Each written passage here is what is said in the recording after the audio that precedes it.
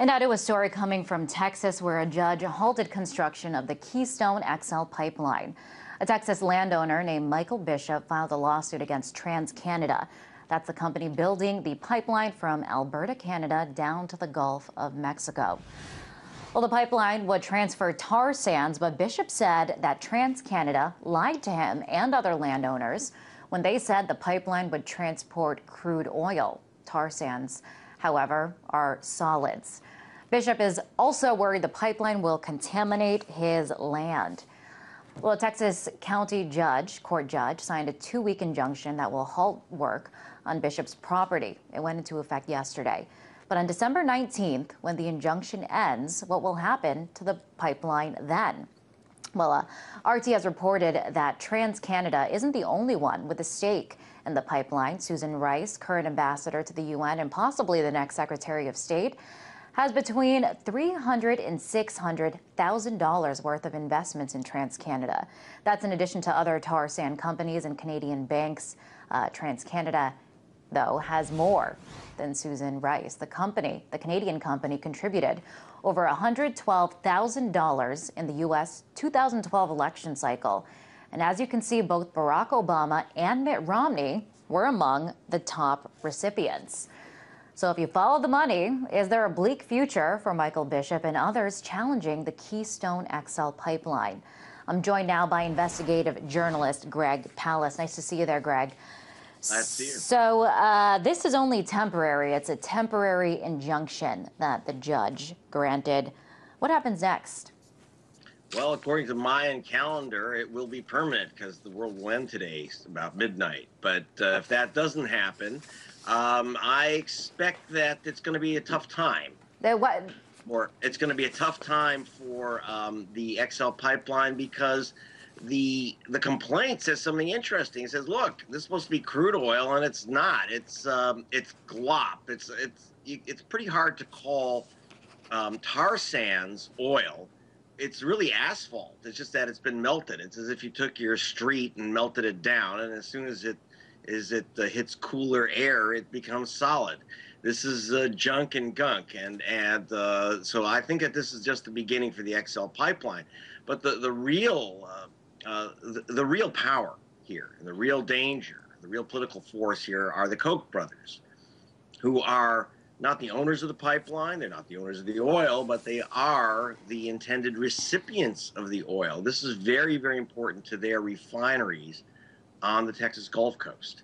The Koch brothers refineries can only handle heavy crude oil, which they get right now from Hugo Chavez, and they don't want to get it from Hugo Chavez or Venezuela because Venezuela charges a very heavy price for heavy crude.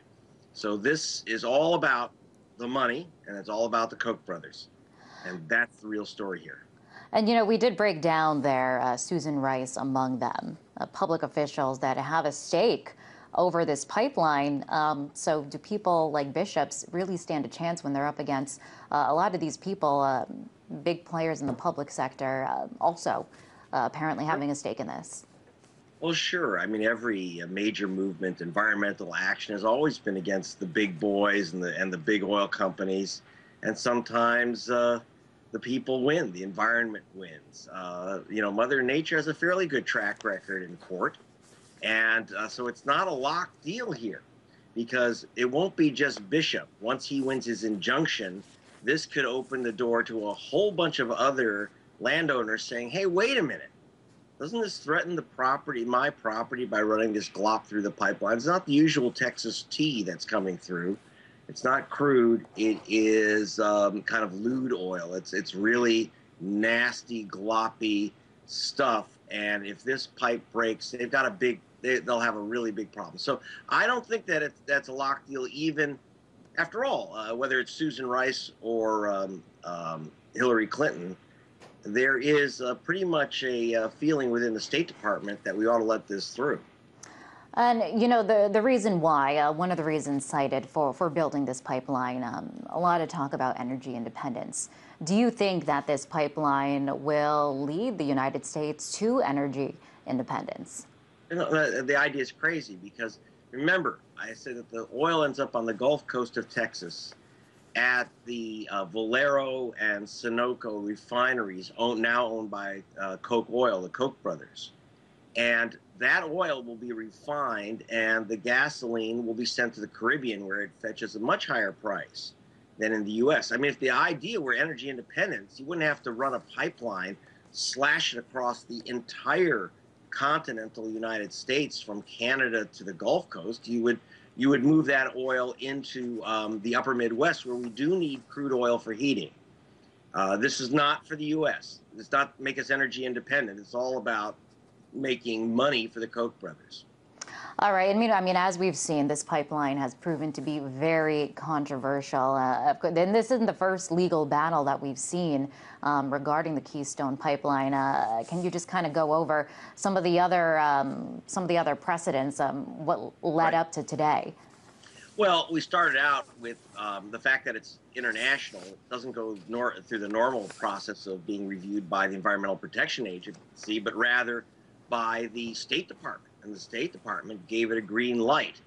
However, because the U.S. Congress, the Republicans, said that it had to go, you had to run this big, nasty pipeline across the United States of America, the entire continental United States, because, and it goes right over the America's biggest water source, the aquifer, the America's biggest aquifer.